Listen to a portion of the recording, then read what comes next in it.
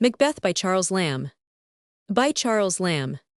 When Duncan the Meek reigned King of Scotland, there lived a great thane, or lord, called Macbeth. This Macbeth was a near kinsman to the king, and in great esteem at court for his valor and conduct in the wars, an example of which he had lately given, in defeating a rebel army assisted by the troops of Norway in terrible numbers.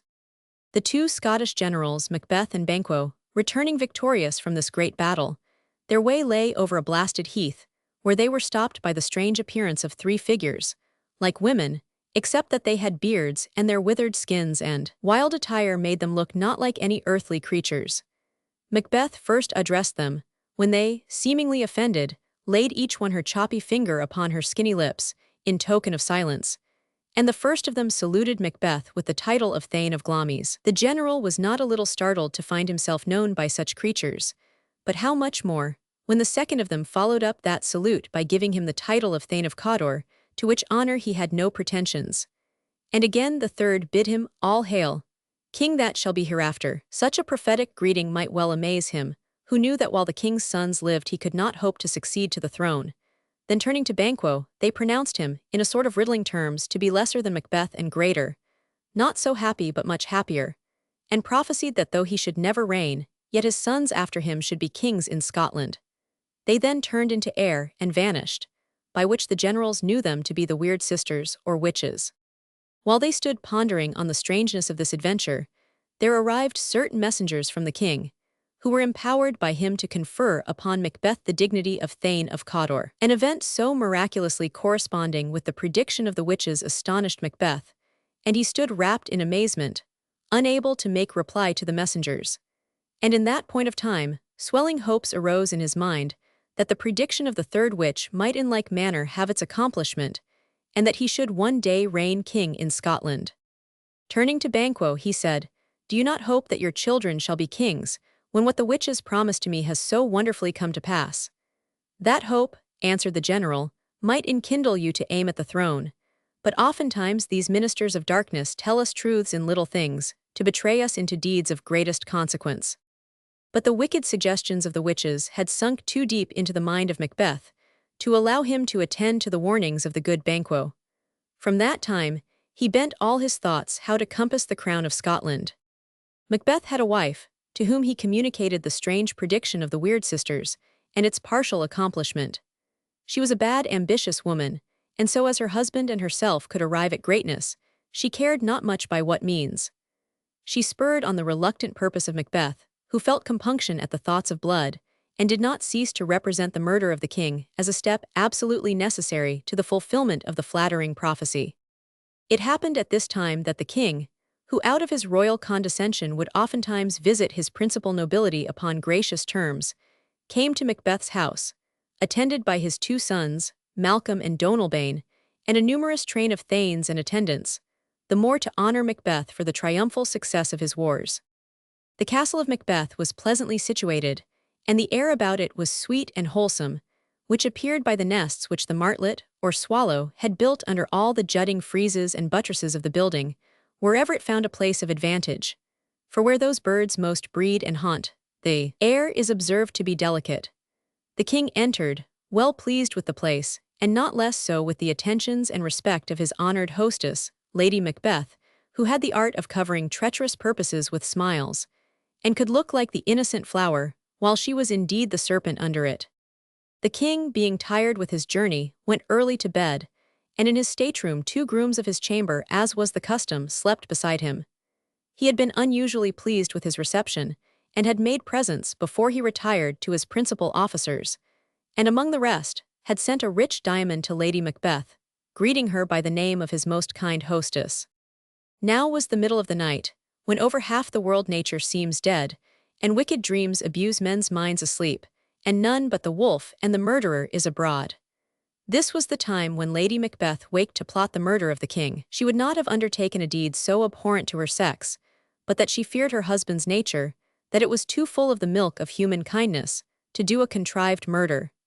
She knew him to be ambitious, but withal to be scrupulous, and not yet prepared for that height of crime which commonly in the end accompanies inordinate ambition. She had won him to consent to the murder, but she doubted his resolution, and she feared that the natural tenderness of his disposition, more humane than her own, would come between and defeat the purpose. So with her own hands armed with a dagger, she approached the king's bed, having taken care to ply the grooms of his chamber so with wine, that they slept intoxicated and careless of their charge. There lay Duncan, in a sound sleep after the fatigues of his journey, and as she viewed him earnestly, there was something in his face as he slept which resembled her own father, and she had not the courage to proceed. She returned to confer with her husband. His resolution had begun to stagger. He considered that there were strong reasons against the deed. In the first place, he was not only a subject, but a near kinsman to the king, and he had been his host and entertainer that day, whose duty by the laws of hospitality it was to shut the door against his murderers, not bear the knife himself. Then he considered how just and merciful a king this Duncan had been, how clear of offense to his subjects, how loving to his nobility, and in particular to him, that such kings are the peculiar care of heaven, and their subjects doubly bound to revenge their deaths. Besides, by the favors of the king, Macbeth stood high in the opinion of all sorts of men, and how would those honors be stained by the reputation of so foul a murder?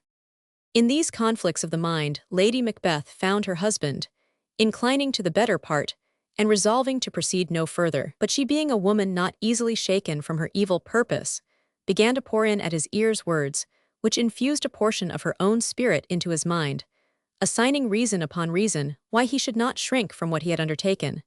How easy the deed was, how soon it would be over, and how the action of one short night would give to all their nights and days to come sovereign sway and royalty. Then she threw contempt on his change of purpose, and accused him of fickleness and cowardice, and declared that she had given suck, and knew how tender it was to love the babe that milked her, but she would, while it was smiling in her face, have plucked it from her breast, and dashed its brains out, if she had so sworn to do it, as he had sworn to perform that murder.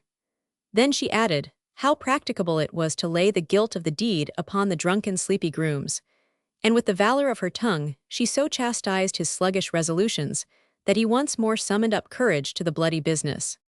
So, taking the dagger in his hand, he softly stole in the dark to the room where Duncan lay. And as he went, he thought he saw another dagger in the air, with the handle towards him, and on the blade and at the point of it drops of blood. But when he tried to grasp at it, it was nothing but air, a mere phantasm proceeding from his own hot and oppressed brain and the business he had in hand. Getting rid of this fear, he entered the king's room, whom he dispatched with one stroke of his dagger. Just as he had done the murder, one of the grooms who slept in the chamber laughed in his sleep, and the other cried, "Murder," which woke them both. But they said a short prayer. One of them said, "God bless us," and the other answered, "Amen," and addressed themselves to sleep again. Macbeth, who stood listening to them, tried to say Amen, when the fellow said, "God bless us." But though he had most need of a blessing, the word stuck in his throat, and he could not pronounce it. Again he thought he heard a voice which cried, "Sleep no more. Macbeth doth murder sleep, the innocent sleep that nourishes life." Still it cried, "Sleep no more," to all the house. "Glamis hath murdered sleep, and therefore Cawdor shall sleep no more, Macbeth shall sleep no more." With such horrible imaginations, Macbeth returned to his listening wife, who began to think he had failed of his purpose, and that the deed was somehow frustrated. He came in so distracted a state, that she reproached him with his want of firmness, and sent him to wash his hands of the blood which stained them, while she took his dagger, with purpose to stain the cheeks of the grooms with blood, to make it seem their guilt. Morning came, and with it the discovery of the murder, which could not be concealed, and though Macbeth and his lady made great show of grief, and the proofs against the grooms, the dagger being produced against them and their faces smeared with blood, were sufficiently strong, yet the entire suspicion fell upon Macbeth, whose inducements to such a deed were so much more forcible than such poor silly grooms could be supposed to have, and Duncan's 2 sons fled. Malcolm, the eldest, sought for refuge in the English court, and the youngest, Donalbain, made his escape to Ireland. The king's sons, who should have succeeded him, having thus vacated the throne, Macbeth as next heir was crowned king, and thus the prediction of the Weird sisters was literally accomplished. Though placed so high, Macbeth and his queen could not forget the prophecy of the Weird sisters, that though Macbeth should be king, yet not his children, but the children of Banquo should be kings after him. The thought of this, and that they had defiled their hands with blood, and done so great crimes, only to place the posterity of Banquo upon the throne, so rankled within them, that they determined to put to death both Banquo and his son, to make void the predictions of the weird sisters, which in their own case had been so remarkably brought to pass. For this purpose they made a great supper, to which they invited all the chief thanes, and, among the rest, with marks of particular respect, Banquo and his son Fleance were invited. The way by which Banquo was to pass to the palace at night was beset by murderers appointed by Macbeth, who stabbed Banquo, but in the scuffle Fleance escaped. From that Fleance descended a race of monarchs who afterwards filled the Scottish throne, ending with James VI of Scotland and the First of England, under whom the two crowns of England and Scotland were united.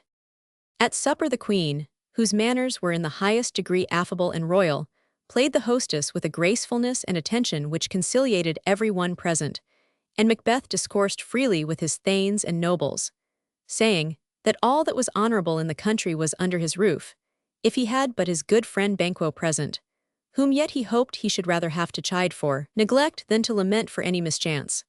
Just at these words the ghost of Banquo, whom he had caused to be murdered, entered the room, and placed himself on the chair which Macbeth was about to occupy. Though Macbeth was a bold man, and one that could have faced the devil without trembling, at this horrible sight his cheeks turned white with fear, and he stood quite unmanned with his eyes fixed upon the ghost. His queen and all the nobles, who saw nothing, but perceived him gazing, as they thought, upon an empty chair, took it for a fit of distraction, and she reproached him, whispering that it was but the same fancy which had made him see the dagger in the air when he was about to kill Duncan. But Macbeth continued to see the ghost, and gave no heed to all they could say, while he addressed it with distracted words, yet so significant, that his queen, fearing the dreadful secret would be disclosed, in great haste dismissed the guests, excusing the infirmity of Macbeth as a disorder he was often troubled with. To such dreadful fancies Macbeth was subject. His queen and he had their sleeps afflicted with terrible dreams, and the blood of Banquo troubled them not more than the escape of Fleance, whom now they looked upon as father to a line of kings, who should keep their posterity out of the throne. With these miserable thoughts they found no peace, and Macbeth determined once more to seek out the weird sisters, and know from them the worst. He sought them in a cave upon the heath, where they, who knew by foresight of his coming, were engaged in preparing their dreadful charms, by which they conjured up infernal spirits to reveal to them futurity. Their horrid ingredients were toads, bats, and serpents, the eye of a newt, and the tongue of a dog, the leg of a lizard, and the wing of the night owl, the scale of a dragon, the tooth of a wolf, the maw of the ravenous salt sea shark, the mummy of a witch, the root of the poisonous hemlock. This to have effect must be digged in the dark, the gall of a goat, and the liver of a Jew, with slips of the yew tree, that roots itself in graves, and the finger of a dead child. All these were set on to boil in a great kettle, or cauldron, which, as fast as it grew too hot, was cooled with a baboon's blood. To these they poured in the blood of a sow that had eaten her young, and they threw into the flame the grease that had sweaten from a murderer's gibbet. By these charms they bound the infernal spirits to answer their questions. It was demanded of Macbeth whether he would have his doubts resolved by them, or by their masters, the spirits. He, nothing daunted by the dreadful ceremonies which he saw, boldly answered, "Where are they? Let me see them." And they called the spirits, which were three. And the first arose in the likeness of an armed head, and he called Macbeth by name, and bid him beware of the Thane of Fife. For which caution Macbeth thanked him, for Macbeth had entertained a jealousy of Macduff, the Thane of Fife. And the second spirit arose in the likeness of a bloody child, and he called Macbeth by name, and bid him have no fear but laugh to scorn the power of man, for none of woman born should have power to hurt him, and he advised him to be bloody, bold, and resolute. "Then live, Macduff," cried the king, "what need I fear of thee? But yet I will make assurance doubly sure. Thou shalt not live, that I may tell pale-hearted fear it lies, and sleep in spite of thunder." That spirit being dismissed, a third arose in the form of a child crowned with a tree in his hand. He called Macbeth by name and comforted him against conspiracies, saying that he should never be vanquished until the wood of Burnham to Dunsinane Hill should come against him. "Sweet bodements! Good!" cried Macbeth. "Who can unfix the forest and move it from its earth-bound roots? I see I shall live the usual period of man's life and not be cut off by a violent death. But my heart throbs to know one thing. Tell me, if your art can tell so much, if Banquo's issue shall ever reign in this kingdom." Here the cauldron sank into the ground, and a noise of music was heard, and 8 shadows like kings passed by Macbeth and Banquo last, who bore a glass which showed the figures of many more, and Banquo all bloody smiled upon Macbeth and pointed to them, by which Macbeth knew that these were the posterity of Banquo, who should reign after him in Scotland. And the witches, with a sound of soft music, and with dancing, making a show of duty and welcome to Macbeth, vanished. And from this time the thoughts of Macbeth were all bloody and dreadful. The first thing he heard when he got out of the witch's cave was that Macduff, Thane of Fife, had fled to England to join the army which was forming against him under Malcolm, the eldest son of the late king, with intent to displace Macbeth, and set Malcolm, the right heir, upon the throne. Macbeth, stung with rage, set upon the castle of Macduff, and put his wife and children, whom the Thane had left behind, to the sword, and extended the slaughter to all who claimed the least relationship to Macduff. These and such like deeds alienated the minds of all his chief nobility from him.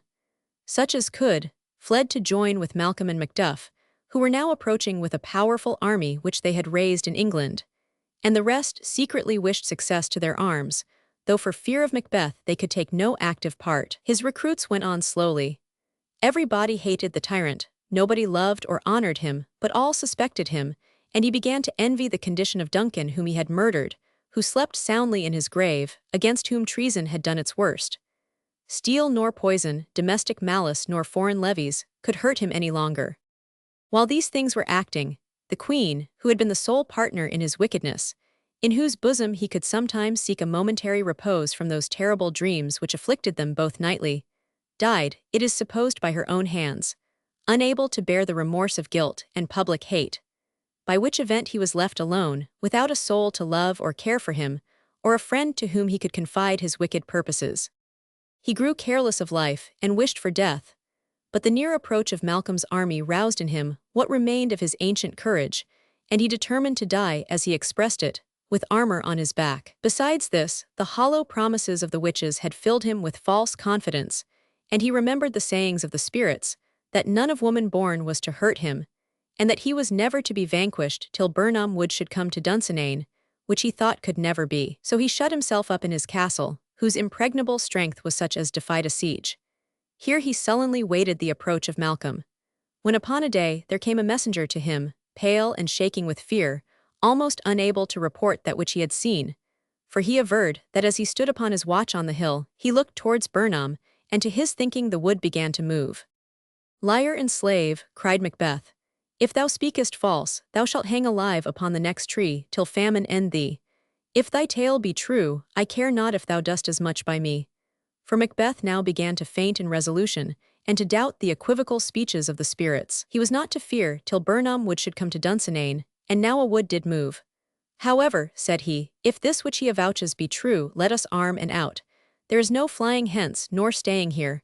I begin to be weary of the sun, and wish my life at an end." With these desperate speeches he sallied forth upon the besiegers, who had now come up to the castle. The strange appearance, which had given the messenger an idea of a wood moving, is easily solved. When the besieging army marched through the wood of Burnham, Malcolm, like a skillful general, instructed his soldiers to hew down everyone a bough and bear it before him, by way of concealing the true numbers of his host. This marching of the soldiers with boughs had at a distance the appearance which had frightened the messenger. Thus were the words of the spirit brought to pass, in a sense different from that in which Macbeth had understood them, and one great hold of his confidence was gone. And now a severe skirmishing took place, in which Macbeth, though feebly supported by those who called themselves his friends, but in reality hated the tyrant and inclined to the party of Malcolm and Macduff, yet fought with the extreme of rage and valor, cutting to pieces all who were opposed to him, till he came to where Macduff was fighting. Seeing Macduff, and remembering the caution of the spirit who had counseled him to avoid Macduff above all men, he would have turned, but Macduff, who had been seeking him through the whole fight, opposed his turning, and a fierce contest ensued, Macduff giving him many foul reproaches for the murder of his wife and children. Macbeth, whose soul was charged enough with blood of that family already, would still have declined the combat, but Macduff still urged him to it, calling him tyrant, murderer, hellhound, and villain. Then Macbeth remembered the words of the spirit, how none of woman born should hurt him, and smiling confidently he said to Macduff, "Thou losest thy labor, Macduff. As easily thou mayest impress the air with thy sword as make me vulnerable. I bear a charmed life, which must not yield to one of woman born." "Despair thy charm," said Macduff, "and let that lying spirit whom thou hast served tell thee that Macduff was never born of woman, never as the ordinary manner of men is to be born, but was untimely taken from his mother." "Accursed be the tongue which tells me so," said the trembling Macbeth, who felt his last hold of confidence give way. "And let never man in future believe the lying equivocations of witches and juggling spirits, who deceive us in words which have double senses, and while they keep their promise literally, disappoint our hopes with a different meaning. I will not fight with thee." "Then live," said the scornful Macduff. "We will have a show of thee, as men show monsters, and a painted board, on which shall be written, Here men may see the tyrant." "Never," said Macbeth, whose courage returned with despair. "I will not live to kiss the ground before young Malcolm's feet, and to be baited with the curses of the rabble. Though Burnham would become to Dunsinane, and thou opposed to me who wast never born of woman, yet will I try the last." With these frantic words he threw himself upon Macduff, who, after a severe struggle in the end overcame him, and cutting off his head, made a present of it to the young and lawful king, Malcolm, who took upon him the government which by the machinations of the usurper he had so long been deprived of, and ascended the throne of Duncan the Meek, amid the acclamations of the nobles and the people.